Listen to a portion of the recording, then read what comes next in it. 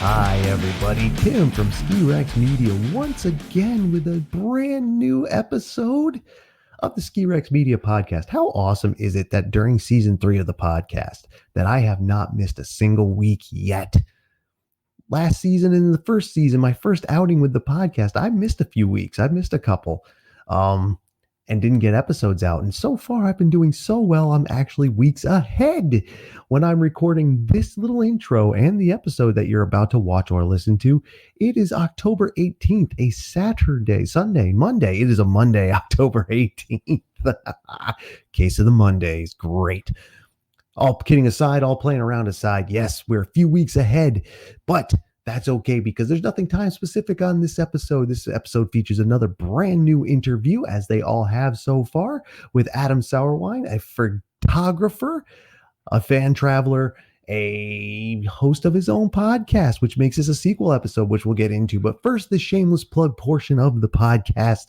Yes, I do have to do these, even though if you're a fan, if you've been a fan, a recurring fan, you already know how to follow or already do follow Ski Rex Media on the big 3 social media, Facebook, Twitter, and Instagram at Ski Rex Media on all of them. Plus LinkedIn is new. So if you dig on that, check that out as well. And if you are interested in being a bigger part of the program by supporting the program, viewers like you, kind of like public television and radio viewers and listeners like you, head over to the Patreon. There's extra content, including the Biff Reels, the outtake reels, watch me make mistakes there, as well as the merch shop, skirexmediamerchshop.com, or head to skirexmedia.com to get links to all this stuff. It is all there now, but you will see it change as I update the website when I finish the design, which I thought I had, and then I think it's too complicated of a design, which the coding has been difficult because I'm a very amateur coder, but I think I'm going to simplify it and put it out. I think it'll be better for navigation. I think it'll look better in the end. I just think it'll be better. Right? Right. Now that the shameless plugs are, and please do follow, share, subscribe, all that good stuff, and like. And when you're through with the episode, go ahead and rate it, leave comments, all that stuff. I love the interaction, and you know that. 5-star ratings on Apple Podcasts. So there you go. In any case, speaking of podcasts, this is a sequel episode. A few weeks ago, we did have talk to Adam Jabber on this podcast. He's from Out of Bounds Podcast, the host of it. That was a fun interview. I'm sure you all saw it by now. If not, go back and check that out. But he referred to the other Adam, and this is that other Adam, which you'll hear in the intro, the actual intro as well. Adam Sauerwein, Buffalo, New York native, host of the Pursuit podcast on the Out of Network. Please pardon my chair. Let me do that again. He's host of the Pursuit podcast on the Out of Collective network over there. That's part that the Out of Bounds podcast is part of, and probably the lead show since it's the Out of Bounds podcast and the Out of Collective. Links will be in the description for all of that, so you can check that out. And we had a good time, Adam and I. Adam S as opposed to Adam J. Adam S. We had a good time. We talked about all kinds of stuff. We talked about Buffalo, New York, his hometown. We talked about #uphill skiing. We talked about his photography, and we talk about all kinds of stuff. And I think you'll really enjoy this one. Really cool guy, really good episode, a lot of fun, and could have gone on even longer, but even I have to cut him short sometimes, but we'll check in with him more during the season. But let's check in with him now, as I now give you the actual interview. Adam Sauerwein from the Pursuit podcast. Check it out. I really liked it, as I said. Enjoy it, and I will see you on the other side, whether you're listening or watching. For those fans of the Ski Rex Media podcast, this is kind of a sequel episode. Kind of. We had the other Adam a few weeks ago. So now we'll go to the other Adam, who was referenced, I do believe, as the other Adam by the other Adam. Adam Sauerwein, how are you doing, sir? I'm great. How are you? Awesome. I see in the background you have just as nice a day outside as I do. See the sun coming in. Very nice. Since we talked about this being a sequel to the last one, why don't you go ahead and tell us who you are and what you do? So it's first off, it's weird because I host a podcast. For anyone who doesn't know, I host the Pursuit podcast, which is on the Out of Collective now, which is formerly Out of Bounds. So that's all changing, and it's all, I don't know how to describe that, but it's funny to intro because I record podcasts every week, and sure, how funny it is to be on this end, to be like, hey, tell me who you are. And I'm like, I have no idea. So my name is Adam Sauerwein. Most people on the internet know me as Mr. Adam X. Sure. And I now host a weekly podcast called the Pursuit Podcast, which is on the OutOf Collective. Sure. So I am a sequel. This is a sequel episode because, again, very confusing that there are, I don't know, two Adams. There's Adam Jabber, who's the creator of the Out of Bounds podcast and creator of the OutOf Collective, which has now become a series of podcasts. So we have the Pursuit Podcast, which was like his first brainchild, and then Big Stick Energy, and then Coffee Van and Chats. So now it's become a whole conglomerate we've become a network. We've become a channel almost. Sure. So how I fell into that, I was a guest on Jabber's show. Why anyone wanted to hear from me, I have no idea. My little background, I don't know how far deep you want to go. I can ramble forever. So go for it, bro. I bought a school bus and converted it and was a ski bum. And we had a web series. I did it with Corey Potter, and it was actually called The Pursuit. So that's still streaming on Vimeo. I think we're going to put it back on YouTube on like the OutOf Collective so more people can see it. But it was basically just a feel good web series. It wasn't ski porn necessarily. It wasn't like, I'm not a good skier. I'm a skier and I ski fairly well, but I'm not a pro skier. So I couldn't, I wasn't going to get that angle of like people wanting to watch me ski, but I'm a great storyteller. And with Corey Potter behind the camera, he's an even better storyteller. So the bus was just this symbol that was like, go do what you want to do, because life is short, is really what it ended up being. So Jabber had me on as a guest and we shot the shit. And then I don't know if I can swear, but a couple years later, go for it. Go for it. He asked me if I wanted to host my own show. And that's leading me to where we are now. So I'm 35, 40 episodes deep now. So almost at a year. And it's been really great. The reception's been really good. I think I'm getting better at it, but that's debatable. All right. Go ahead. If people are listening, that's good enough. You don't have to be good. Just people have to like it. And it's funny for anyone who hasn't been on a podcast. Like we could sit here, we've never met, and have a conversation for hours. And then you press record and your brain just is like, where am I? Like you like black out for a minute. And like people reference episodes and like they message me and DM me and they're like, oh, that thing you said. And I was like, I have no idea what I said. I don't know if you have this same, if that ever happens. You know what? It's interesting that you bring it up because it's 100% true. Like, we didn't get into too much talking before I hit record this time. Typically, it happens for me at the end. Actually, I just finished up about an hour ago talking to John Emery from Alpine X, and we talked, went for about an hour-ish, which, about my average. And then I stopped the record button. I can kind of remember what went on, but we just kept chatting. So it's gone. It's kind of like a blackout. It's very, maybe not exactly what you're talking about, but very similar. Absolutely. And it like you said, it's kind of weird being on the other side. I've been a guest on a podcast twice, on a different podcast, the Highfalutin Ski Bums podcast. And it's kind of awesome being on that end though, because it's even less thought than what I'm doing now. I love to talk. I can talk to anybody about anything all day, every day, whatever. I don't care. But, when you have to prepare a little bit, it's so much easier just not have to prepare, Yeah, and I don't know. Talking about yourself is easy, or it should. Sure. Like, I don't know. I have enough info in my brain about myself. It's the only thing I actually know anything about, really. Sure.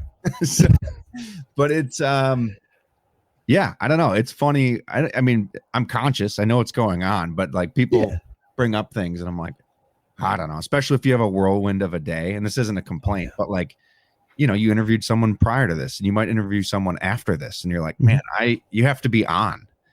So it's just funny to shed light on it, to be like, I have no idea what we talked about. I think it was good. I don't think anyone said anything regrettable. Yeah. and even if they did, I mean, and you're not wrong. It actually, Jabber, he put up something when I was plugging his episode. He put up some comment on Twitter, something like that, or retweeted, whatever it was. He's like, I don't know what I talked about, but I'm sure it was dumb. And I was like, and that's kind of what you're saying, because I'm not trying to be a dick, but I don't remember either. No, I think it's just like this weird slew of emotions you go. Even, I mean, we could take it as simple, like we're not a podcast, but public speaking.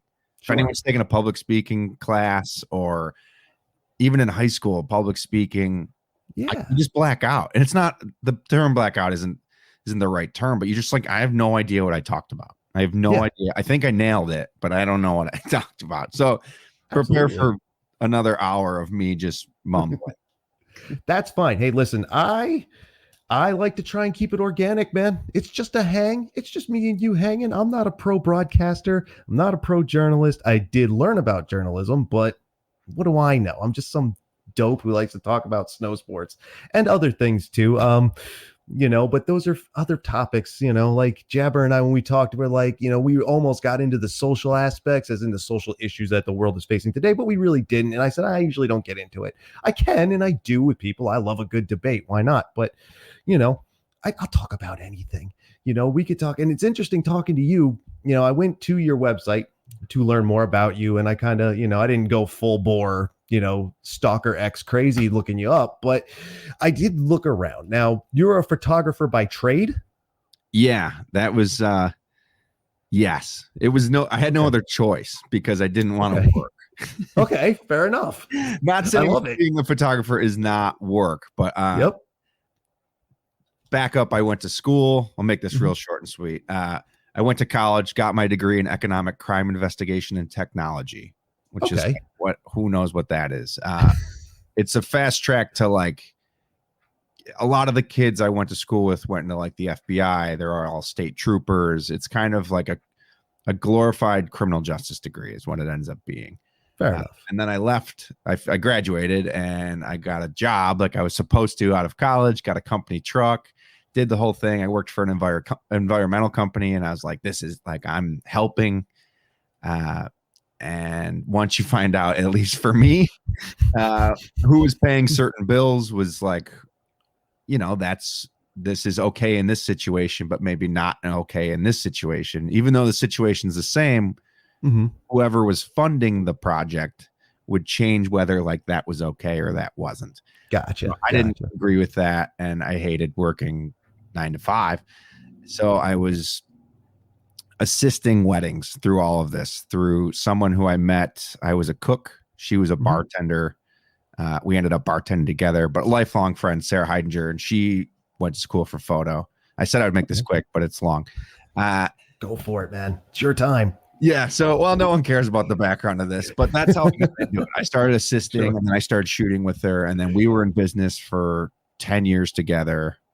We have parted ways on good terms. Just she owns a coffee. She's doing other things. She doesn't photograph weddings as much as I still do. So my bread and butter is weddings. Not self-taught, definitely an internship type of program. I was a sponge. There's that term, like be a sponge. I absorbed everything from Sarah, and I think I helped push Sarah along the way as I got better. You get not stuck in your ways, but like I have someone who photographs with me now, and they're always doing all these things. And I'm like, why are you doing all that? And then I look at his photos and I'm like, oh, that extra step is now pushing me because he's trying. I hate to say trying. I try at every wedding. but yeah, so I'm a photographer because I didn't want to work. I didn't want to clock in. I wanted to go somewhere, work when I wanted to work, book, and make my own schedule. And I've created that life for me. So 15 years later, I'm still doing it. That's awesome. But that is awesome. Getting to do what you want to do, the way you want to do it, in a way that's not the 9 to 5 grind that everybody some people thrive in it. Some people love it. There was a time I loved it. But doing that stuff kind of stinks. after a while sometimes, and whatever it is. Now weddings are your bread and butter, and I've looked. You do a great job. Definitely some nice stuff up there. In fact, Adam does have his own website, obviously, which is right there, and you can look at all of his stuff. In fact, we can. There we go. And so yeah, you can look at him. It's right there. You can see it. It'll be linked, obviously. A lot of good stuff. Now, as part of your Pursuit series, which I didn't realize was you. So that's how much of an investigative guy I couldn't even figure it out. I know I watched them. I know it. Like I do remember that, but didn't put two and two together. And you're not the first person that's happened to, by the way. But whatever. Actually, Mike Rogie, he was talking about a project. I was like, wait, dude, that was you? That was awesome. But same thing here. Have you gotten weddings may be your bread and butter, but is action sports photography, as I've heard it called, is that a thing you do? I did it a lot when I hate saying when I was younger, but when I was younger, I was trying a lot harder to get into that world. Sure. And now I still do it a little bit. So I worked for Red Bull for a couple of years. I was never like the guy by any means, but I photographed a bunch of events for Red Bull, and I photographed what is now called enduro cross, which is indoor motocross, which I'm super passionate about. Nice. I did it. I was in that world. I worked for Drift. I don't know if you remember that company called Drift. Drift Innovation was a POV camera company when they were becoming like GoPro wasn't GoPro yet. They were on 2 or 3. So the space wasn't taken yet completely. So I worked for this company out of the UK called Drift Innovation, and they had a US. Yeah, I remember them. So I did a bunch of stops with them and tours with them and used their cameras, but also my not point of view camera to showcase their stuff. And I don't know, because I like it. I enjoy it. I still do it, but I also really like doing those activities. Like I am a dirt biker and I am a skier, and I'm not the guy who brings his camera everywhere. So the wedding world for me is constant, consistent income that I really enjoy doing. And that allows me to put my camera away to go skiing or recently mountain biking and dirt biking and hiking. I was never the guy who just brought his camera everywhere. So I do enjoy it. I would photograph more, but there's not a ton of money in it. There's a small space for money in it. When you're at the top, you're, it's just like almost any professional thing. Like Major League Baseball players make a ton of money, but the guy playing for the AAA team, who's probably an amazing athlete, isn't making that much money. So, and that's where I always fell when it came to action sports. And I don't know if it was because I wasn't bringing my camera. Those guys are bringing their cameras everywhere. They're always photographing. And I'm like, I'll photograph for 5 minutes. And then I'm going to fire up my dirt bike and I'm going to go ride it because I can't watch people. So my bread and butter is weddings. I do some product work, but definitely weddings has become the bread and butter. And it's fun because I can kind of not live 2 lives. And I'm a nobody by any means. But like every once in a while, I'll get like a fan at a wedding and they'll be like, "You're Mr. Adam X." And I'm like, I am. I'm also a wedding photographer. And it's not about me today. It's about these guys. So it's neat that I can separate them. And then when I go skiing or anything, I can just go and enjoy that. That's awesome. And I love that. I like the way you reference yourself as a nobody. I do that all the time. I say, dude, I'm a nobody. Who the hell am I? And I have a whole other thing about that whole theory or whatever about being nobodies. Nothing weird. Just I think people want their 15 minutes too much. Just be who you are. Have a good time. Good. I've been fortunate when it comes to having my 15 minutes of fame, and I'm happy, but I'm not doing it for anything else. Like the Pursuit thing wasn't the series wasn't for anybody but us. We posted it and everyone picked it up. TGR picked it up. Free Skier picked it up. Like it was, I hate saying viral, but it was viral. We had over 500,000 views. It was getting picked up places, and like I had sponsors, which is cool. And I still have sponsors, but like those sponsors aren't because I'm a good skier. They're because like I like to think because I'm a good human and I'm marketable because of that. Yeah. Like go ahead. Go ahead. All right. I like that you and also openly admit to not being a good skier, and to, Jabber said the same thing. He's like, I'm not great. And I say all the time, I'm not great. Here we are, we talk about it. And I think there's an expectation sometimes like, oh, you guys talk about it. You must be out there with everybody who's doing flips and spins and free ride world tour and all this other stuff. I'm like, bro, I've never skied outside of the East Coast. I don't know what you're talking about. I'm just here to talk about it because I like it. Excuse me. So I love that. It's very great. Now, with the Pursuit series, that was a couple years ago now, wasn't it? Or more? Was that more? I think it was almost 6 years ago. Yeah. And again, I didn't make the connection there, but I did see it, and it was via someone else. Maybe it was TGR. Maybe it was unofficial. Maybe it was whoever it was. I mean, it might have been Snowbrains. Like you said, everybody covered it. And it felt like a real honest to God planned and produced professional series. Like that's what it felt like, but it kind of seems like it wasn't. It was like you all just went and did it because you could. Is that accurate? Is that stupid? Yeah, we didn't have like a script or like we had a loose agenda as far as like I have this bus, which is like a medium to tell a story because you have to what's the catch, right? What's the draw? What's the niche? What's the hook? And that was the hook. Like it's a bus. Anywhere you go, it's a bus. People love it because it's this big goofy thing and they want to be part of it. It's no different than going to a tailgate at a game. Like someone has a tailgate and that's like their, Pinto Ron with the Bills has the Pinto. That's like the gimmick. You have to have a gimmick. So that was that. And Corey and I are just good friends, and he was fresh out of college, I believe. So he went to school for that. So it was like, let's just tell a story. So he definitely like lofted me some softball feeder questions and just let me talk, and then clipped it all up and turned it into a story. But there was never, I don't think we ever thought we were going to like be inspirational. I don't think we ever planned that to be part of it. It was very just run and gun and see what happens. And I think that's actually part of the beauty of it. Sometimes things, if they're too planned, like I always have my notebook here with stuff to say and whatever, but and again, talking to Jabber, he's like, yeah, I don't do that. And I was like, the middle ground is it's just organic that way. And what you guys did, I thought was just that. It just felt real, almost like you were along for the ride, which is the goal of that type of filmmaking and storytelling. And you can tell when it's too forced. You see it all the time, but that felt really good. Now, if your podcast has the same name, is it truly an offshoot of that? Because I'm so far behind on pod. Like I'm not saying he sucks. I'm not saying F this guy. I'm not listening to it. What I'm saying is I haven't gotten around to it yet. Is it an extension of that, or is that just a coincidence that you use the same name, or did it just sound cool to you in the shower one day?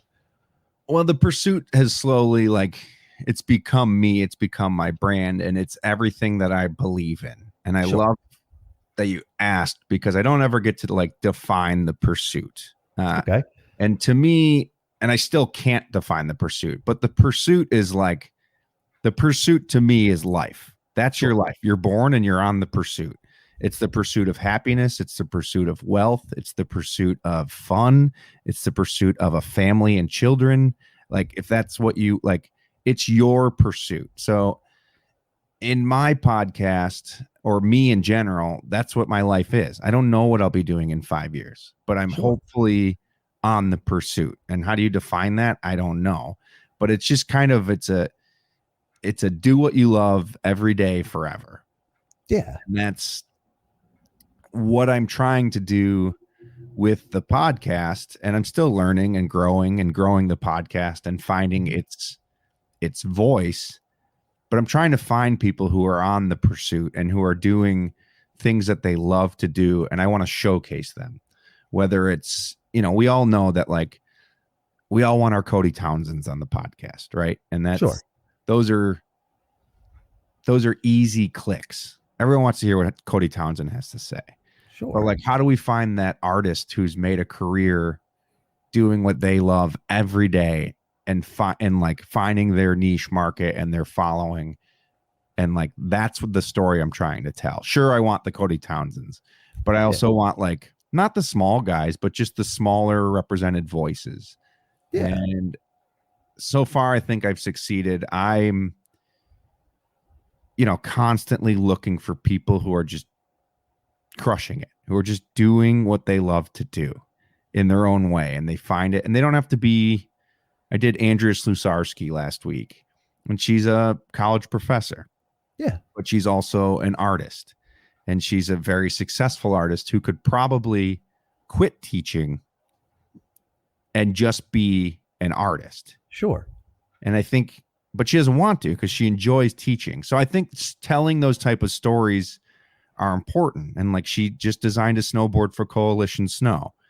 And like, wow, that's cool. But that's exciting to me. So here's someone who's like staying passionate and like staying on their path of like their, to use the buzzword, their pursuit of like, I love snowboarding. This is what I love, and this is what I want to be part of.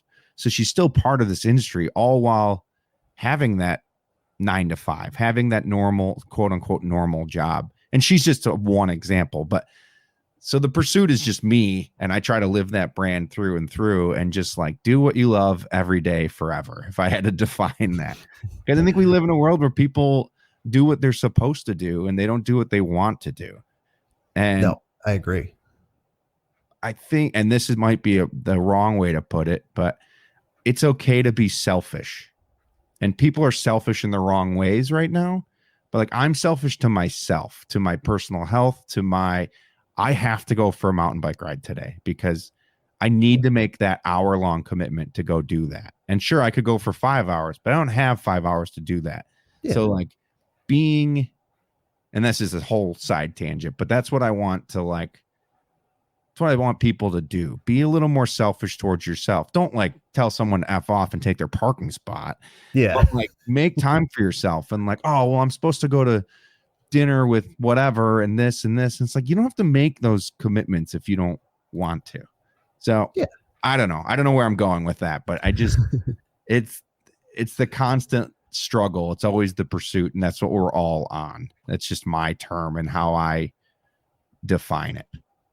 That's awesome. And that's actually a wonderful thing for a couple reasons. One of the reasons is that is a lesson that we all should at least consider learning, even if we don't play by it.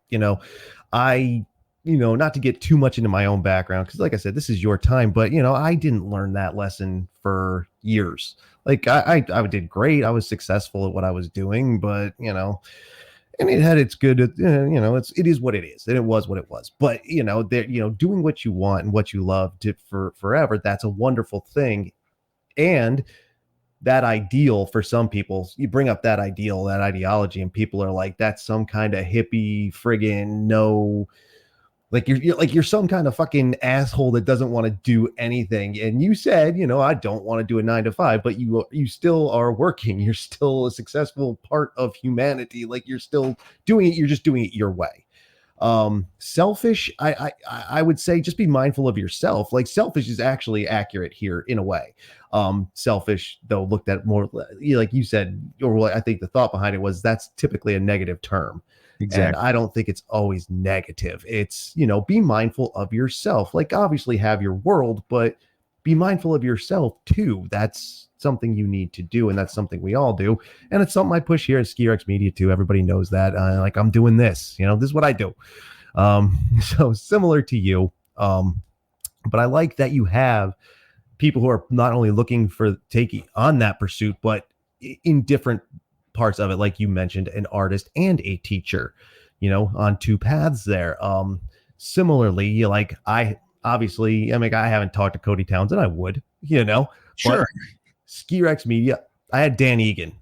Everybody knows Dan Egan. Everybody loves it. He's the pioneering force behind the big mountain guys and and that kind of thing.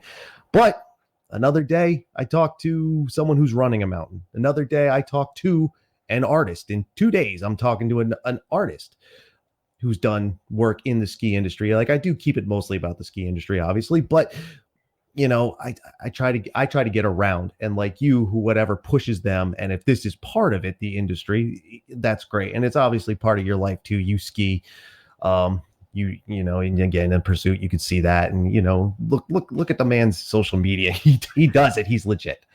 That is awesome though, the Pursuit and how you're getting that done. You're doing that weekly. It's right? Weekly, feeding the machine, as Alex Kaufman would say. I'm just feeding the machine. That's awesome. Keep her going, as I always say. Now I think it said you're from Buffalo, so snow is in your blood. I don't know if you're from Buffalo, but you definitely live there, and on your social media it says Buffalo, New York. Now I'm not. I've been through there, not a lot of time there, but what I know is what a lot of people know is that's sick, ridiculous snow. Like, we can brag all we want in Vermont about our long winters and stuff, but it's like Buffalo's where it's at. Yeah, I am born and raised in Buffalo. I will die in Buffalo. Nice. And I really do love Buffalo, and I travel a lot. So I'm fortunate in that aspect that I travel so much that like, I think that's why I appreciate Buffalo so much. Mm-hmm. But like, we have 4 seasons, and that's important to me. Sure, there's places that have 2 seasons, and that's cool. It's summer and winter, and but like Buffalo has 4 seasons. But you can surf Lake Erie next week. Sure. Just like crazy. Like, people are going to be surfing freshwater Lake Erie, and then they'll be skiing in 4 weeks, and they'll be skiing and mountain biking in the same day. And nice. We have, I don't really care about pro sports teams, but like, we have the Buffalo Bills, and we have the Sabres, and we have the Bisons, which is a triple. Like, we have everything that these big cities have, but we're still like this smaller city. You can get everywhere in 20 minutes. Sure. Yeah, I am a huge fan of Buffalo, New York, and anyone who's never been here should visit, because it's awesome. Our food is great, and I always laugh because we don't have anything great as far as like, the skiing's not the best. Snow can be, but like, you're on 800 foot of vertical. That's what you're on. Like, Buffalo Ski Club is, I want to say 400 foot of vertical, and they've got 3 foot overnight last year, and it was like, some of the photos coming out of there, you would have thought you were like heli skiing. But like, you hear the background story of like people who were there, you had to like be in one ski lane to get speed to like burst out, because it's not steep. It's not, that's like, the East Coast heart and whatever, but it's cold as shit. It's the best. It's, it's great. I haven't known a lot of people from your area. But I've talked to people who've been there, and like I said, very few who are from and lived in that area. It sounds like a great place. And again, I always say, if it's 200 foot of vertical or 10,000, whatever you're getting, that's, as long as you're out doing it and having a good time, you're great. And I talk a lot about tryhards who are like, dude, I would never ski friggin' something. It's only 800. I was like, why? Like, can you not get here? Do you not want, but they're just being a dick. But no, 800 is great. And I've seen some of the snow pictures and some of the good times, like the winter, great East Coast vibe that comes out of there. And you can tell me if this is real or I'm just being a jerk off stereotyper. But I remember one time on, it was footage from a news program that made it on YouTube or stuff from one of your local stations. And it was what year was, I can't remember, but there was snow forever. Like, it was actually snow to the point where it's getting to be dangerous. So I do respect that, but it's like, there was a dude, he had some video of him. He was launching in just his shorts, mind you, swim shorts, out of his second floor window to drop into what amounted to be several feet of snow. Like, it was not dangerous for him to do that. But that's the kind of vibe you got out there. These people that's just what you are. Winter is fine with you all. And the outdoors is fine with you all. It's just normal. Like, it gets cold, and it is, because that's the thing with East Coast in general. When it snows, it's cold. Like, it's cold. It's 0 degrees. It's negative 10 degrees. And there's frost advisories or freeze, frostbite advisories, and don't go outside. And like, that's when the phone rings and everyone's like, we're going snowmobiling, and we're going Like we'll go snowmobiling because then we can ride X miles and then get into a bar. So we can get warm. That's like the mentality. It's like, oh, we won't go skiing today. We'll go snowmobiling. But yeah, it's diehards and we're just used to it. And it's just part of it. And it's great. Like I remember being a kid, it seemed like we got a lot more snow, and maybe it's just the same. And I'm just 5'11" now. And but it's a lot of diehards and people are passionate about it. And I think what I love about this area, people are here to die in the best way. They're not just passing through. You go out west, people move to Denver for 4 years, or people move to, I'm going to live in Breck for a couple of years, and they're always passing through. Even you get that with Stowe sometimes in Killington. Oh, absolutely. The people here are like, this is where I live. This is home. I will travel. I will go to those resorts, and I love those places. Like this is home. And we have a diehard telemark community and a diehard snowboard community. And now people are really getting into uphill skiing, which is like funny because I've been doing it. I didn't start it, but like where I am, I was one of the few. And now I'm like, these people are, I just sold my van, but I've moved on from a bus to a van to van. And I just sold mine last week, but we had such good snowpack last year that my van I parked it in like the same spot for like 6 days, then just exposed my zone. So like the next week, everyone was like at my zone. And I was like, no, like I blew up my own spot just because people know, big fish, small pond. They know my van in this small town. Sure. And they're like, dude, if Adam's been over there at that trailhead that no one skis for the last 6 days, clearly something skiable over there. So I like blew up my own spot, which is just its own story. But then I get all sneaky and I like start like just because I'll just tour. Like I don't care if I get a downhill sometimes. And so I'll just like making all these like uphill paths to nowhere so that people just follow them and hopefully don't snake my other spots. But that's awesome. You're not wrong. The touring thing, the uphill thing has gotten big recently in the last couple years. And then with the COVID, people are like, oh, that's a way for me to get outside and get the hell away from people. I was like, yeah, I guess so. As long as you're safe about it, because it does have a skill set all its own. And I've been wanting to try it too. I haven't, but I want to. You said it's big out there. Have you done it here in Vermont? Because maybe it's just me not paying attention, but it has gotten super huge where I didn't realize it was even small years ago. For example, one of my favorites now that has an uphill following is Hogback Mountain, and that's in Marlborough, just to the east of Wilmington. Now, I assume you've come out here. Jabber's shop is in Dover, West Dover, so I'm sure you know the area at least a little, right? Okay, so Hogback has a whole volunteer group that goes back and still cuts back the trails a little bit. It's a whole Vermont backcountry thing, to a place that I remember even as a little kid, like it was closed even before I was a little kid, like when I was like a baby probably. It's been closed forever. But it's still a thing, and I had no idea. And then there's tons of other, as you start to research it, you see it more and more around here, like as an East Coast thing. Do you see that not just in New York? Like you said, it's got big there, but it's big here. And as you travel, do you see that more and more, even in like Vermont, New Hampshire, or wherever else you may end up? Like, is that a thing everywhere? I think the resorts are slowly starting to pay attention to it. Sure. Which there's a place for that. Like I would love to not walk up a resort ever again. Like, that's not why I'm walking up the mountain. Like I'm not doing it, but like Stowe just released a new policy and they're embracing it. And I think that's important because it's allowing people to get up, get their lap in before the day starts, and then go to work at 9 o'clock, which is important. Like I open my phone and there's people already on the mountain. I'm like, oh, and I'm fortunate that I don't have to clock in. So like I have all day and I'll just go 100 yards further than they went to get a fresh line. But I mean, Vermont's doing a fantastic job with like the Rasta trails and stuff, and that might pop into New Hampshire as well. And I think they're changing the name of the Rasta trails, but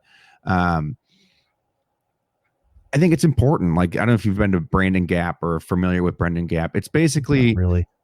State-owned forest that they were allowed to cut ski trails in. And like, I'm not blowing up a spot. A lot of people know of Brandon Gap. And if you don't, and you're a beginner, that's where you should go. It's a trailhead. It's marked. And there's 3 zones within Brandon Gap. And there's 2 uphills, and you take the uphills, and then there goes. It's like a little ski resort in the middle of the woods. Yeah. But it's all human powered. And my only thing with that is, with more people in the woods, we have more, just numbers wise, there's more likelihood of accidents. Yeah. So like 10 years ago, the stats of rescues were lower than now. It's not because people are unsafe. It's just because there's more people doing it. So like, of course, if you have 10 people doing it versus 100 people doing it, your odds change of people getting hurt. And East Coast, it's not necessarily AVI danger, and we have AVI danger, and that happens, but it's something as simple as like someone breaks a leg and doesn't know how to get out, doesn't know how to make a sled for their skis, or not even acknowledging that that can happen. There was plenty of times that we went places that we didn't, you just don't know what you don't know. Yeah. And that's always been my thing of education, is like, now when I go with my friends and I go with them in Vermont, which they know the area better than I do, they're like, hey, we're entering at, this is the road, and this is the crossroad, and we're heading. So they like feed me that information, because if they get hurt and they're delirious, then at least I know where I am, and I can relay that message to a rescue. And that's the stuff that like you don't necessarily learn in like a education class. Sure. I think it's just being, it's a bunch of hardo guys who are like too proud. And it's like, no, dude, like if you're hurt, you tell somebody. And if you're delirious or you hit your head, like, and that just comes with time, with trusting who you're with, and like, hey, even going up for another lap, like, I don't feel good, I have to get out of here now. Yeah. Those are things that just come in time, and trusting your crew. But like, you can't teach that. So I'm just trying to like voice that, I guess. Yeah. People listening, like, don't be too proud, and don't be honest with the people you're with, because if you go down, everyone goes down. And I'd much rather get out of there early, because you didn't have an extra peanut butter sandwich and you're going to bonk. That's okay. It happens, but let's get out of here. Let's get out now. Yeah. So, and I mean, New York is, to answer your question, New York is behind the times, at least where I am with it. The resorts are very don't ask, don't tell. Like, they don't want you. They know I do it. They know people call me and ask me where to go, and it won't be a problem till it's a problem. And that bums me out a little bit. Yeah. So I try to send people onto state property, like have them walk up the state property, and then just use the downhill for down. I do work at a ski shop in the winter, like 1 day a week. And when I sell packages to them, I try to educate them with stuff like that. Yeah. You're going to learn you're going to take, your backcountry first aid class, and you're going to take, but it's the little things of like, carry a ski strap, because this binding is garbage. Even the best touring binding is garbage. They're just, they're made to be light. They break. Carry, your boots. You think an ultra lightweight boot is like built to last? They're not. Like, buckles break and they snap, because it's all how many grams can we get it down to? So stuff like that I try to educate, and just keep the consumers just informed about common sense things that they don't think about, because they're excited. Yeah.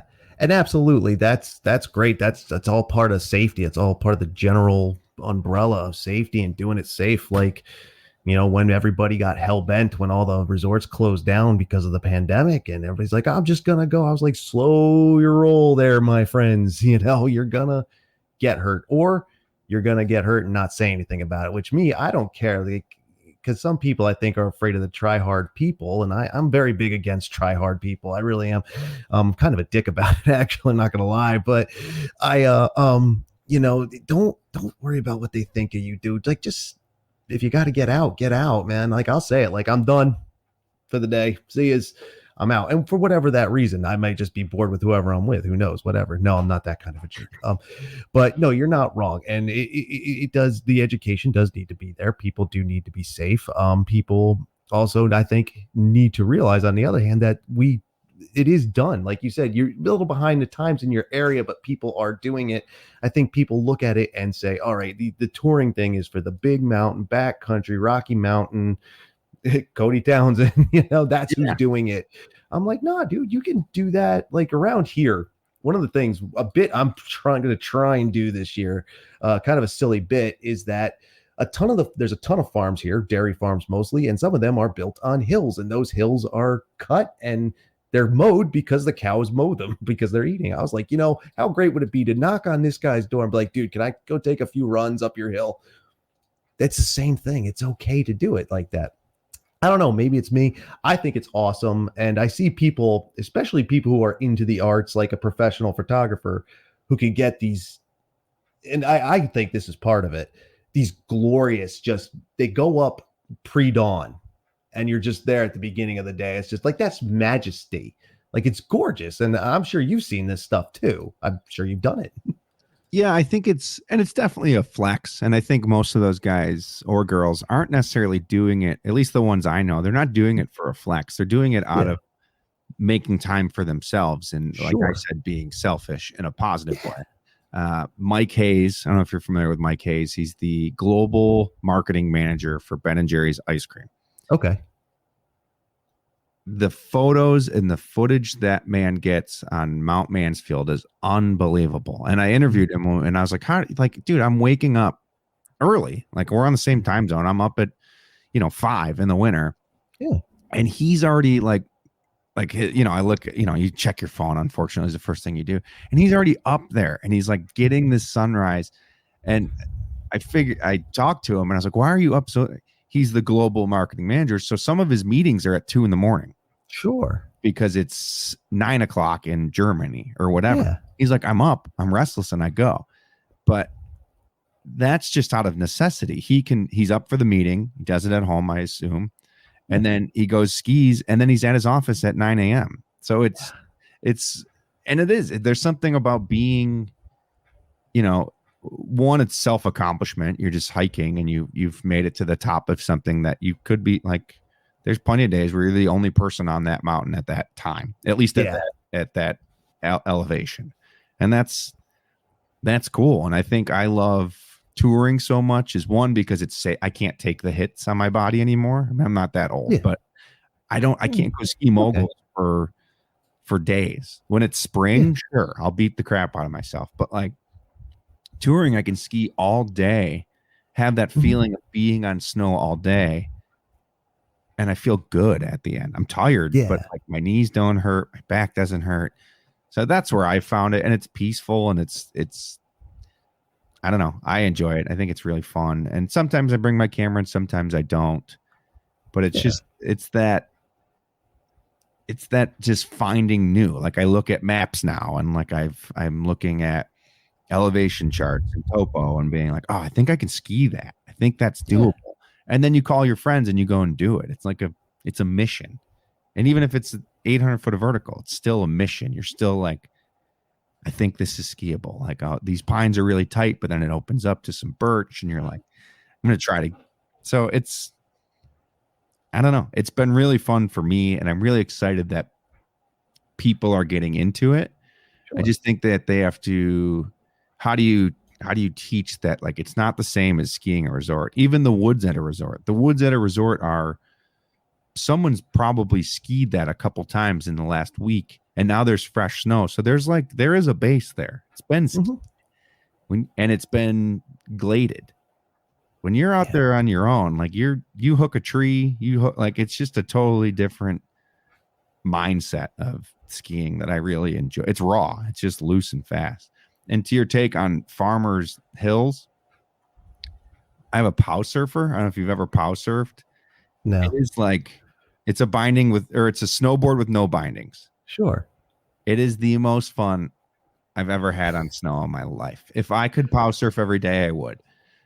Oh, wow. That's interesting to me. Because every time I've stepped on a snowboard, I can't say if I said it ended in disaster every time, that'd be a little dramatic, but it's definitely not something I ever got the hang of. So I stick to two plank, honest to goodness. In fact, I'll tell you what, the first time I saw someone ride a snow deck at Stratton, I almost followed the guy to talk to him.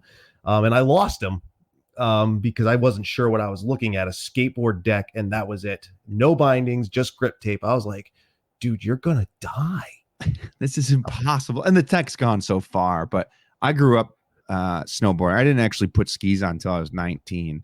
Okay. I didn't put a snowboard on until I was 15, and it changed my whole life. I grew up playing, like I was pretty good at baseball. I was really good at basketball. And I found skiing, and it ruined my whole snowboarding, snow sports in general, ruined my whole athletic career for the better for me. Yeah. But yeah, it changed a lot for me. But snowboarding, there's not much better than snowboarding on good snow. Sure. There's not much worse than snowboarding on bad snow. So, I love snowboarding. I'm passionate about it. I don't do it as much as I should. But that being said, I get out 10 days a year on a snowboard, which is more than most people go in general. So I'm very fortunate.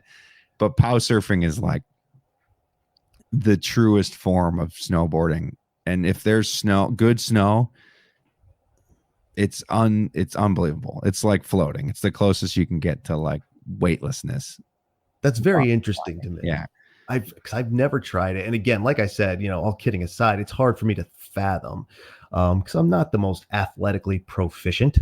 Like you said, I was a decent basketball player and I could hold my own, throwing a Frisbee or something, but snowboarding has never been my thing. And that's very interesting. Something I wouldn't try with a pair of skis, just throwing grip tape on a pair and going. Then again, I might, you never know.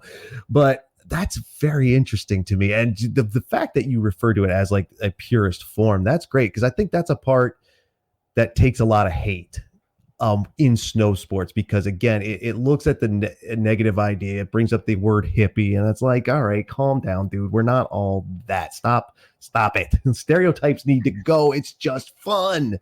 It's just fun and being out there. When people ask me why I don't listen to music when I ski, I'm like, because I want to be. It might sound kind of silly because there's a ton of people around, but I'm in nature. I want to hear the birds. I want to see the birds. Like, here's me, stupid. I was at Killington last year, way early season, and I seen a flock of turkeys walking by on part that was still grass. I'm like, everybody, look at this. Like, we're here to ski. I'm like, no, we're here to be outside. Look. Yeah, it's part of it. And I don't listen to music either, so it is funny that you say that. Mm-hmm. Sometimes if I have like a really long approach and I'm touring, I'll put a podcast on. Mm-hmm. And that's mostly just so I don't know that I'm in total pain. Yeah. But yeah, I think there's something that even at a resort that is just something special, excuse me, special about just being outside. Like there's power in just standing outside. And it is just skiing. And we just posted a meme about it's just skiing because it's becoming more than that. And it's becoming a social movement. And it's becoming a platform for us to voice and get some equality. And I love all of that. Sure. But we can't forget the core of it's just fun. Like Patty O'Connell, he made fun of telemark skiing and everyone was mad at him. And it's like, guys, it's all dumb. Like snowboarding is dumb. Skiing is dumb. Like it's dumb, but that's what makes it fun. Is it's just dumb and it's just fun, and we should all just be having fun. I agree 100% with that. It is just fun, and I get why people don't do it. When I lived in New Jersey for a while, I was like, "Who wants to go?" And people are like, "It's cold, it's dangerous, it's hours upon hours of riding." There was no Big Snow American Dream at that time, and but I was like, but it's so much fun, and if you do it once, you might dig it. And there are some people who don't. Some people who are scared of it. I tell the story. My sister was learning how to snowboard. She took a tumble, jacked her neck all up. I don't think she's done it since. And she was a teenager then. And, we're not young. We're not old, but we're not young. And now that's how many years. And I've been hurt, fairly severely, a month of physical therapy to recover. Couldn't stand up straight for a month, so it is dangerous. But it is just fun. And once you get out there, and you don't have to, one of the things I push here, and I think you might agree with it, is like, as I was saying, the stereotypes need to go. We're not all rich, elitist people. We're not. There's people like you and me who are out there doing it for whatever. There's people who do it, 100 days a year. There's people who do it too, but they both love it equally as much. It's just, for whatever reason they do it. That's what I try to kill, and I think that's part of it. I don't know. No, I think you hit the nail on the head, because if I asked myself if I'm a skier, I would say yes, I'm a skier. If I asked, excuse me, my nephew, who I took once last year, are you a skier? He would say yes. And if I asked my friend my high school friend who didn't even go skiing once last year, are you a skier? He would answer yes. Yeah. So it's this giant group of people who consider themselves, like, I don't consider myself a basketball player. If you asked me if I was a basketball player, I'd say no. I spent a lot of my life playing basketball. I'm not a basketball player. But someone who hasn't skied in 4 years, if you ask them if they're a skier, I'm willing to bet that they would say, yeah, I'm a skier. That was me. It's cool. It's a neat way to think about it. And the whole goal, or the whole question that we all have now, is like, how do we make it more accessible? And I don't know the answer to that. And I don't know if anyone does. It's just intimidating. It's intimidating for me, who skis 100 days a year. Like, sure, at my local resort, it's easy, and I know it, and I know the people, and I know the lifties, and I know, but like when I'm, in the van and I'm traveling and I show up somewhere, it's intimidating. I don't know where I'm going. I don't know where to get a pass.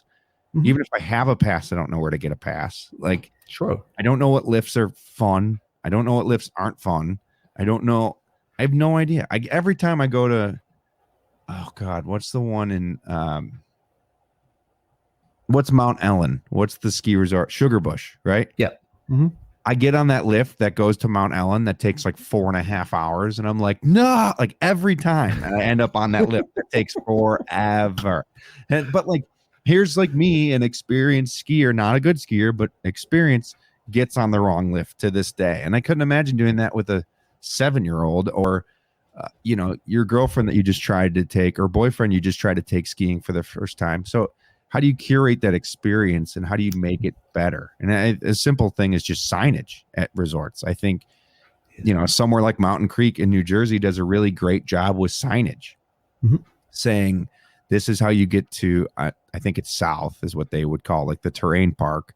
But that's important. And that's like the easy way to do it. And then, how do you make the rental line less intimidating? How do you who knows? And that's a whole nother podcast. But I think, and I'm seeing it now, I recently just got into mountain biking again. I mountain biked a lot when I was younger. I rode my bike everywhere when I was a kid, and then I mountain biked a bit, and then I kind of got out of it. And now this year I bought a new mountain bike, and I'm in. I am like head first diving in. Like I'm in. Sure. And people assume, because I have this platform, this podcast, and I have X amount of followers, and I'm Mr. Adam X, that I know what I'm doing on a mountain bike. And I don't. And I tell them, like, guys, I'm not good. I'm fitness. I can pedal. That's fine. Like, I have that, but I'm not good. And they're like, no, go ahead. And I'm like, no, I will be on the brakes, and you will be like wanting to. This isn't me being like, oh, I'm not good. Like, I'm not good. I just don't care enough to be intimidated.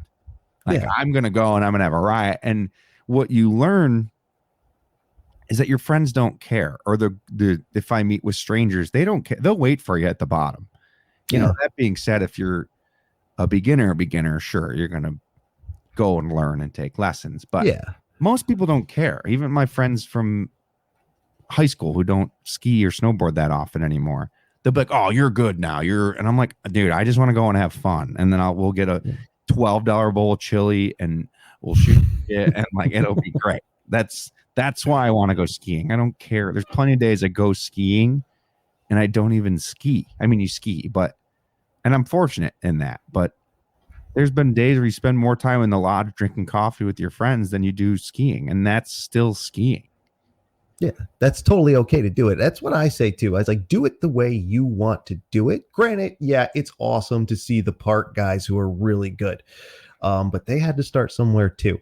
It's fun to watch the big mountain guys. It's fun to watch the racers. Like I've been to the race at Killington. I've seen Michaela Schifrin in person. It's mind blowing almost to see how someone can make that look effortless. Where I don't even do blacks anymore. Like I skied last year was my first season back in 6. And I was like, I'm sticking to blues and greens, and I'm like, I'm good with that. Like, I'm not here to impress. I can, all right, maybe I'll hit trees once in a while, maybe, when I feel comfortable with it again. Lord knows I didn't get my helmet because everybody else has one. I got it because I think I need it now. But, do it the way you want to do it. Have your fun. Your friends will be fine with it. And if anybody's talking junk at you, dude, just throw the finger at them. And, but those aren't people I want to surround myself with anyway. Precisely. I'm a 35-year-old dude who telemark skis, who rides park. Yeah. Like, there's not many people who are doing that. Yeah. It's hard. It's really hard. And the group I ride with in the park specifically, they're all 20. And my favorite thing, they're the van boys. Shout out to the van boys. But they know if I land something that's hard for me, you would have thought I won an X Games gold. They're all like, oh, when knowingly they can all do that trick 10 out of 10. That's cake for them. But they're stoked on me being stoked. And that's important, finding people who care about that. Or it doesn't have to be park. It could be trees. It could be, I took my girlfriend into the trees this year. And she's a good snowboarder, but she's never gotten in there. And she got through it. And she took longer than I would have for sure. But she got through it, didn't get hurt, and enjoyed it. And it's like, that's what we're looking for. That's the full circle. That's the pursuit. See how you feel right now? If I could bottle that, that's what I want every day of my life. So it's just being stoked for, being excited for other people, and not what's good for me isn't necessarily good for you. Yeah. And what you might be really good at moguls. I'm terrible at them. If I get through and I don't blow apart, that's a success for me, and I'm having a blast. So and I think people just need to stop taking it so seriously, and no one cares if you're good or bad. They just want you to have fun. And that's all this stupid sport is. We're sliding down snow. We spend thousands of dollars to go controlled sledding. Yeah. Like it's ridiculous. If you think about it, I agree with that. It is an absolute ridiculous idea. Here's what I do for fun. I go out during in the cold. Sometimes when it's windy and double cold, negative temperatures. I have a gear that costs way more than it should. And I wax it up to throw myself off the side of a mountain. Like, it's the dumbest friggin' thing in the world. But it's a good time. And it's, again, it is dangerous, but it doesn't have to be as dangerous. And it is expensive. And I try to tell people it doesn't have to be super expensive. Like, don't worry about going like, all right, I do love Killington, but I've already looked at their day tickets or someplace. A couple days during the year, they're at like $130. I'm like, what? $130? Like, I can't. But people need to, it's the magic theory. I guess it's not a theory, but like Magic Mountain, you get a season pass for $700, and it's arguably better snow and less crowds. And that's the importance of it, I think. Yeah. And I think that'll all come out in the wash sooner than later. The whole pass thing. It's for someone like me, it's made skiing really affordable. Yeah. And sure, there's lines, but like on a Saturday and Sunday, I'm walking up somewhere else that hopefully you don't know where it is. So it's my secret spot. So that doesn't affect me. And that's the selfishness, true selfishness. But like an Icon Pass allows me to travel the US and ski for essentially free by the end of the year in my head. And that's how I justify it. Because if I didn't, that would cost me thousands upon thousands of dollars. Yeah. So absolutely. And I agree. I'm a big Indy Pass supporter, and it's such a good deal. Like, I think right now, they're still at $299 for their base, and that's 2 days at 80 places in 3 countries. Like you can go to Japan with the Indy Pass now. Like it's ridiculous. And I talked to Doug Fish, and we talked about this in Magic Mountain again. Like that place, and it's interesting from a personal note to see that place is making such is getting such a following, because when I was a teenager, it was closed. Like it had failed multiple times. And I grew up in Wilmington in southern Vermont, and I worked at Mount Snow through high school and just out of high school. So, it's not like I didn't know it existed. I knew it, but it was closed. Now, like but then people hate on it. They're like, oh, it's small. I'm like, it's small. It's cheaper. So what? It's got the same snow. You can see friggin' Stratton from it. It's the same snow, dude. And I've never skied at Magic, but everybody tells me it's technically ridiculous. Like you have to know how to do it. Like it's got steeps for days. And I'm like, really steep technical tree skiing. And Magic, they actually stopped it last year because of COVID. So I'm hoping they bring it back. If you tour to the top and the lifty, and you go to the lifty, they'll give you a token. And then when you go down, you get a free lift ride. Oh, no kidding. Like total bum, like ski bum. When I had the bus, like I would just hang at Magic because I could do like 3 laps and get 6 runs because I'd get another token. They did stop it last year. I'm hoping they bring it back. Or even if they bring it back with stipulations would be cool, like Monday through Thursday or something. Sure. But it was such a cool, just like way to do things. Like, hey, we know you're here. We know you're going to walk up. This is the route, and we'll give you a reward at the top, which is a free ride. That's awesome. Yeah, it was really cool. Like I said, I hope they bring it back. But their snow is amazing. The trees are really fun. And yeah, Magic's awesome. And there's something to be said where you know where you're spending money and like kind of where it's going. And you can see, where it's going. And like the breakfast, I haven't been there in 2 years. And like the lady cooking the breakfast sandwich is probably the same. Absolutely. Which is awesome. And it's like, so it's cool to see where you spend your money. And I think there's room for both. And I think we're almost at the peak of this like epic icon debacle. And I think it'll bell curve a little bit.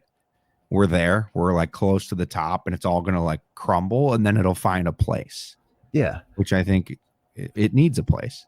Yeah. And I agree with that. Especially with the hate that's out there now. Like people this week, it was Powder getting trashed up and down Powder Corp, and for their fast track thing, and they got trashed. And for about 2 years before that, it was every day. It was Vail. In fact, Jabber made his opinions of Mount Snow known when we talked, and I was like, dude, I'm with you. Like, screw that place, whatever. Magic, on the other hand, went the other way, and they're doing wonderful things. I might be talking to Jeff Hathaway soon. He runs the joint, and I'm going to ask him about that because that's cool. I had no idea how big into the touring scene they were in, but I was curious about it only because of Timber Ridge on the other side, which was open for like very short time, closed up, and no one's ever done anything with it. There's actually like houses at the bottom of it now. I know one of my buddy's parents lives on the road that gets his dad snowshoes up Timber Ridge, and can't find the trail over to Magic. So do with that what you will. But it's a great place, and I love what they're doing down there, and I love what the Indy Pass does. Again, shout out to Doug Fish, who I'm a big fan of because I'm such an Indy Pass fan. And another reason I wanted to bring that up with you, because you do get in the van and go. And the Indy Pass, one of their driving forces is the ability to explore. Some people's like 2 days at a mountain, is that enough? I was like, when you have so many, and especially for me, I live within an hour to 1 to 3 hours from so many mountains. It's disgusting, but I like to explore. The van life parts of it have been very much. I find interest in that because I love a good road trip. Not just because I'm afraid to fly, which I am. I do it, but I'm afraid of it. But I like the adventure and and that part, and that seems to be your thing too. No? Yes? Yeah, I just like. Excuse me. Sure. The van thing has been just fun for me, and I just really enjoy it, and I love having a place to be all the time. Like I've been vanless for 2 weeks, and I'm like, I feel lost, which is funny because it's just like, oh, I can't just go to a trailhead and hang out and ride my mountain bike. I still work from there, Like I don't have that right now. I don't have anything. So it's funny. But yeah, I think exploring is important, and I think it's fun because you're learning. I think exploring goes to learning, and you're learning a new mountain, you're learning a new thing, you're learning new terrain. And there's something to be said for home resorts, but an Indy Pass is so accessible for people. Like if you ski 6 times a year, unbelievable with the Indy Pass. And like I'll 100% going to buy an Indy Pass this year, and I'm really excited about it. But I still haven't because that's what I do. I procrastinate. But but the thing, like, not to touch on Icon, but like, you know, but that works for me because like I go to Salt Lake and I visit my friends. Like we're going to Snowbird, we're going to Alta. So it works. It works for me. But if I didn't have friends there, I would just do the weird, quirky resorts because that's where I want to be anyway. The snow's better. My buddy moved to Montana this last year, and the videos he sent me of like, I don't know the name of any of these resorts, but it was like a T-bar. And he's like, it hasn't snowed in 4 days, and there's just people just skiing like waist deep powder. I'm like, how does no one there? And like, we'll just be willing to spend $200 to go to Big Sky, but not $25 for this rope tow up this mountain that's been there for. So it's fun to support the little guys, and it's important. Absolutely. And the snow's better.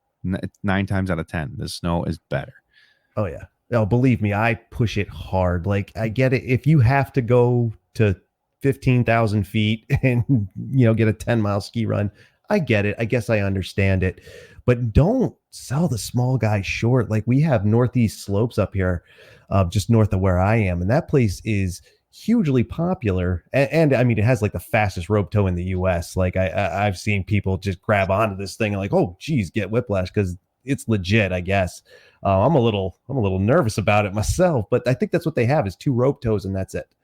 But you get up there all day for $10 and it's the same snow, dude. Like go check it out. Check out Magic, check out Bolton. I mean, Killington, obviously love it. Stowe, obviously love it, whatever. But so many more awesome places. There's a reason that those places exist. And like when people come to me I'm like, oh, if you're near Stowe, hit it. Like Stowe's amazing. But like go check out Smugs on the other side. Like it's literally the same, just less people. Like I mean, and there's a reason that those names are those names, but I think there is so much power in like going to these smaller resorts and spending money at these smaller resorts, and just it brings skiing back to just being fun, refreshing.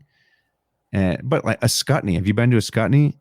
I haven't. So a Scutney they were a ski resort, and then it came defunct, and then I think the town bought it and they put a rope tow in, and now this year they have a T-bar.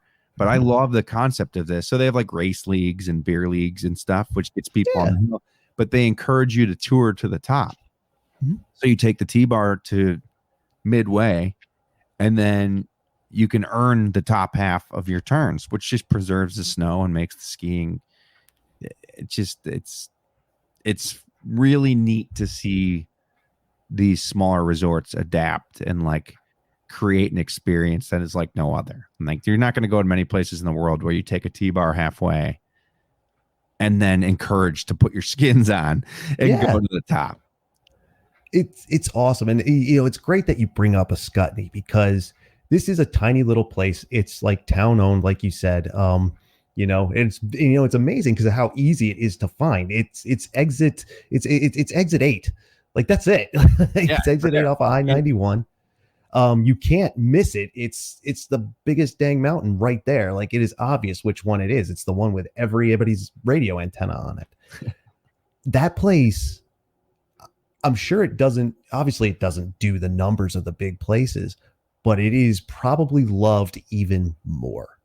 Like people love their big places, but this place, every single person who goes there is there for the place and then to ski the place. And that is it. If that makes sense, they love it. Everybody I talk to now, nobody has a bad word about it. And it's teeny. Yeah. Well, they've created that. And I think that's hats off to, their small marketing department and the photos that they post and the vibes and it's vibes, like back to the hippie thing, but like they've created their own culture. And it could have easily failed. And I think it would have failed if they put a 6-pack in. Yep. And maybe in time they can do that. Sure. But if they would have done that off the bat, brought a big investor in and put a six pack I don't think it would have succeeded like it is now. Yeah. And you don't need those lifts and stuff. Like one of the places I'm going to be a lot, because it's literally right up the road, 15 minutes, is Whaleback. And that place is very similar. It's bigger. It has a double chair, I think maybe 2 rope toes. That's it. 600 feet vert, maybe. I forget. People love the place. People like grow up there. Like you see it all the time. Like I learned to ski there.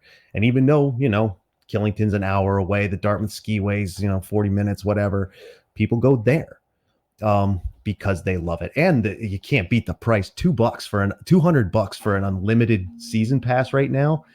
Plus it's on the Freedom Pass. So you get all 3 days at all those places. It's like, dude, you can't beat that. That's wild. That's great that exists. And the beautiful part about the Freedom Pass, as someone who will travel to places, Yawgoo Valley in Rhode Island is on that. And that place, I've never been there. I didn't even know it existed till a year or two ago. And I'm like, there's skiing in Rhode Island. I've been all over Rhode Island, which isn't hard, but that just is sick to me. Like that's just ridiculously sick. And people love that place too. It has a huge following. And I guess during the COVID time, because nobody could come up here, that place got swamped with people from Rhode Island, Connecticut. Like they had to turn people away, not just to meet their COVID requirement in Rhode Island, but because everybody just went there. So it's awesome. So if you're going to be traveling, travel to all these places. I suggest them. Adam suggested. Where are you going to be traveling to, Adam? You got any plans, or are you just going to wing it? Well, currently vanless. So hopefully that will be resolved in the next week here. Sure. I have a phone call with somebody who I could potentially buy a van with after this. So I'm excited about that. Nice. And then I'll build a van out again. So it takes me about 6 weeks to build a van. Okay. That ain't bad. And then as far as traveling, I always conquer the East Coast. I always kind of bop around there. I have a couple movie projects coming up for the East Coast. So that's going to be exciting. And then I'll probably, I don't like to plan anything. No, that's cool. I usually head west in like February, March, and head west for like 4 to 6 weeks. The only place I want to go this year is Montana. I've never skied in Montana.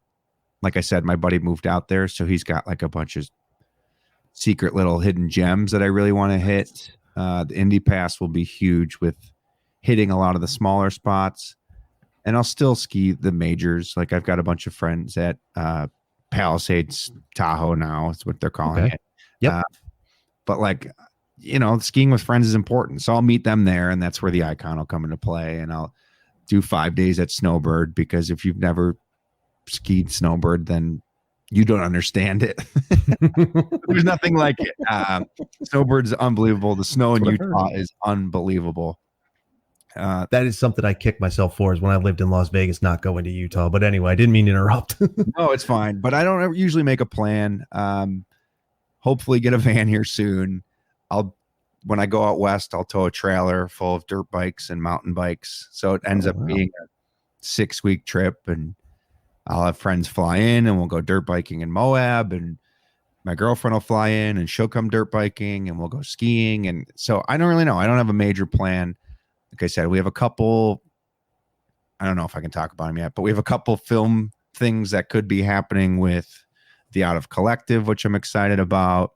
Nice. I have a new ski movie that I'm in. It's a short film called Day Tripper with Blizzard and Technica. Okay. That comes out 10/22. So I don't know when this is released, but that comes out this week. It's just a 5-minute short film by Connor Davis, and I was fortunate enough to be part of it. And I'm really excited about that coming out. I know that's a little tangent, but I don't know. I'm really excited I don't know what's next, and I'm excited for what's next. So awesome. Yeah. If you don't need a plan, don't bother. That's what I always say. Like, I mean, I plan some things, but I don't mind winging it too. Like, I know which way's west, which way's east, which way's north, which way's south. What does it matter beyond that? I don't care about that. What about your podcast? Do you have future episodes of that, or are you just winging that? I wing it. I definitely wing it. I try Like to keep it as current as possible. It's usually backlogged 2-3 weeks is like Sure. what I try to keep that going. Yeah. Yeah, that's going to go for the foreseeable future. Hopefully get some more in-person interviews now that, I think things are getting safer. And my guests feeling comfortable to come on the podcast. That would be really fun. Yeah. The new van build will have, podcasting in mind. So I'll be able to fit 2 guests or me and a guest in there comfortably. So hopefully I can in a perfect world, we can, I can show up, we can go skiing, we can record an episode, we can make lunch and then go do another lap. So but yeah, the podcast will be happening for, indefinitely right now. That's the plan. It started as a 10 episode and then it was a 20 episode. And then now I'm in. We're working on new branding and new logos and new colorways and, trying to get it a little more streamlined. So I'm really excited for that to come out soon. And yeah, other than that, it's a loose winging it. It's not as free and as fun as everyone, as you make it always sound. But, I have a schedule and it's busy and it's really fun, but it allows me to be as free as possible, all while contributing to society and working. And, I don't have a trust fund. So yeah, I'm hoping maybe I do. I'm hoping that in 10 years when my parents are 80, they'll be like, oh, by the way, you're a millionaire. But I don't think that's going to happen unless they're really good at hiding money. But no, I no major plan. Keep podcasting. If there's any guests that anyone wants me to interview or, I think that's important for people to tell, even, for you as well. Like when people suggest a guest, there's nothing better than that because you're one person. I'm one. I don't have a media team searching Instagram for people to talk to. Like I want to talk to 100%. Everybody.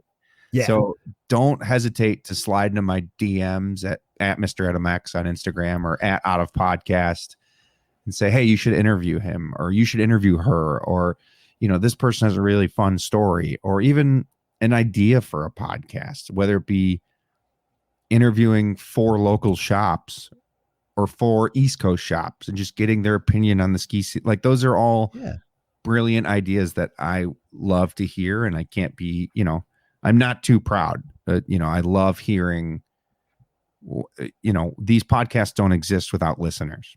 Exactly. And I agree with that. And I say the same thing. Hey, in fact, that's why you're here today. Yeah, other Adam threw it up there when I said the same thing. And I was like, cool, I'm on it, baby. Yeah, that's how it works. I'll pester anybody. I'll ask. I don't care. I don't care how famous they are. I'm a nobody. I don't care. And they don't have, I have a bit. There's a stand-up comedian out there who tells a great snowboarding story. If I could get her on, I would, but she's a really famous, but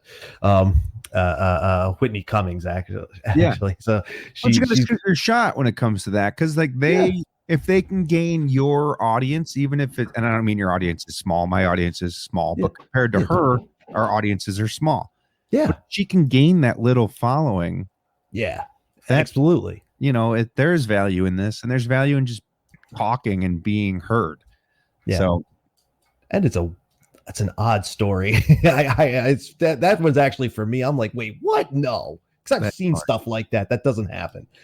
But anyway, Adam's going to be out wandering around this winter, as will I. Thank you, sir. We're way over the hour mark, which is awesome. I love that. I always loved it because I was a little nervous because, like I said, I did have to do a little research, and I was like, God, am I gonna totally flub this on this kid? Because man, I don't want to waste his time or nothing.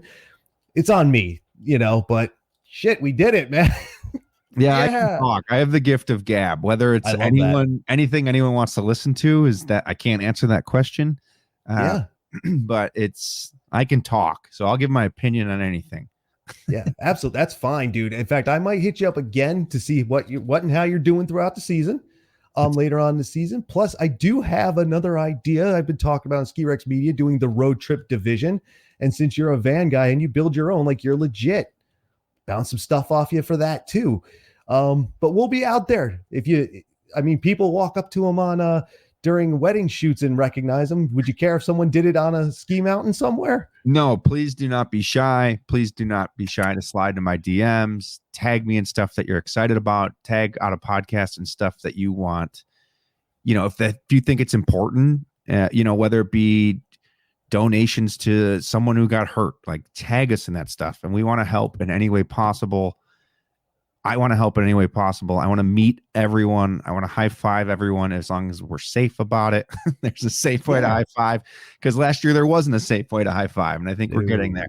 But yeah, I am total and open book. That being said, if you knock on my van window, I do live in it all winter. So like sometimes like there's things you have to do that are like you're in a van. So be conscious of any like approaching a van that someone might be living in, because there's a bathroom in there. And what if I knocked on this is just my van life hate, but if I knocked on your living room door and just walked in, like assume that like that person might live in there. But that being said, I'm always open. I know that if I'm at a ski resort or a trailhead, that someone is likely to knock and say hello, and I'm all for that. So please say hi, tag me in your stuff, tag Out of Bounds, follow me on Instagram at Mr. Adam X. Other than that, that's it. That's awesome, man. Well, thank you, dude. I appreciate it. This was awesome. As the man says, open book. Just be respectful of the van, guys. Come on, think before you act. It's not hard. Exactly. Get them on the lift when everybody else does. All right, bro. Well, thank you. I love this. I think this was great. You had a lot to say. And honestly, we could go on for another 3 hours easy. Part of me now wants to get a longer format going. That would be great. But I do have to, for various timing issues, have to cut it between an hour and an hour and a half. But we'll come back to Adam. He's great. I'm pretty sure you're going to be one of the more popular ones. We'll see who gets more popular, you or other Adam. Have a good day, my friend, and we'll see you on the next one, and we'll see you on your own podcast, The Pursuit. Check him out, the Out of Bounds, the Out of Network. You can find them. It's very easy. I'll make sure all the links are there as well, because I'm getting tongue-tied trying to spit out of my mouth. All right, buddy. Thanks again, man. This was really awesome. I appreciate it. Yeah, thanks for having me. Appreciate it. And there you go, the other Adam from the Out of Collective. Go ahead to the website below. If you're watching the video version, you can see it scrolling here on the bottom, the outofcollective.com, for all those programs, including The Pursuit with Adam Sauerwein, the Out of Bounds podcast with Adam Jabber, and then the other fine programs that they host over there. And also check out Adam's website, adamsauerwein.com, his photography website. Check him out on Instagram. All the links below in the descriptions, both audio and video versions. I really do hope you enjoyed this episode. I really enjoyed recording it. And as I said, I was kind of nervous because I thought my show prep sucked this week, and I fucking pulled it off, man. So check it out. Check everything out for them and Out of Collective and all their podcasts and their wonderful programs. And again, check out everything Ski Rex Media related, skirexmedia.com, skirexmediamerchshop.com, the Ski Rex Media Patreon at patreon.com/Ski Rex Media, I believe is what that is. Or you can just go, like I said, skirexmedia.com, and there's links to everything, including the social medias, Instagram, Twitter, Facebook, at Ski Rex Media on all of those, plus LinkedIn, also Ski Rex Media. I'm all over the place, kids, and stay tuned. We have more new episodes coming. As I haven't missed a week yet, I'm still not going to miss a week. We have another episode next week, and then we have another episode following that, both with brandy new interviews. Plus, I'm trying to schedule more as we go. And like we both said during the episode, if you have any ideas of people you'd like to hear on this podcast or see on this podcast, let me know, and I'll go pester that person and see if we can't get them on to talk skiing, snowboarding, snow sports, and whatever else just happens to pop up. We do throw in a little bit of travel too. Ski Rex Media road trip division's coming, maybe, I think, before summer. We'll see. Anyway, I am Tim from Ski Rex Media. Thank you once again for joining me on the podcast. I really do appreciate it. I hope that you enjoy it. I've been getting good feedback, but please like, share, subscribe, comment, leave those ratings. That way I get more feedback. Plus, I like the fan interaction. It's a lot of fun. And I'll answer back as much as I can. And if I miss you, pester me. I'll get back to you. I'm not perfect. Right. Okay. All kidding aside, I'll let you go for now. Like I said, stay tuned. More episodes coming, and keep an eye on skirexmedia.com and Ski Rex Media's social medias for other bits. Right. See you out there on the slopes. That's winter, everybody. Enjoy your season. It's already the snow season. The outdoor snow season has already started in some places. enjoy it if you're enjoying it. And I'll see you out there. Laters.